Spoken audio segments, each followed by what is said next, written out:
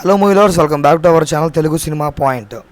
ఈరోజు వీడియోలో మనం దేవరా థర్డ్ డే యొక్క కలెక్షన్ గురించి మాట్లాడుకుందాం.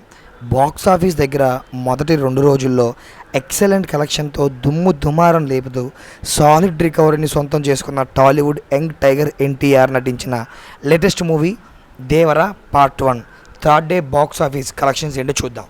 3వ రోజు సండే అడ్వాంటేజ్తో అన్ని చోట్ల మాస్ రచ్చ చేస్తూ దుమ్ము లేచిపోయిందన్నమాట. సినిమా 3వ రోజు తెలుగు రాష్ట్రాల్లో నైజాంలో డీసెంట్ హార్డ్ని చూపించగా నైట్ షోలు కొంచెం డ్రాప్ ఉండగా కోస్టల్ ఆంధ్ర మరియు సీడెడ్ ఏరియాలో మాత్రం సినిమా ఎక్సలెంట్గా హోల్ని అయితే చేయబడుతూ దూసుకుపోతున్న దేవరా ప్రాజెక్ట్ ట్రెండ్ చూస్తూ ఉంటే మత్తిపోతుంది. 2 రోజులకి ఏమాత్రం తీసిపోని విధంగా 16 నుంచి 18 కోట్ల రేంజ్లో షేర్ని అందుకునే అవకాశం కనిపిస్తూ ఉండగా ఫైనల్ ఆఫ్ లైన్ లెక్కలు అంచనా మెంచితే 18 నుంచి 20 కోట్ల రేంజ్లో షేర్ని అందుకునే అవుట్ రేంజ్ ఛాన్స్ కూడా ఉందని అయితే చెప్తున్నారనమాట.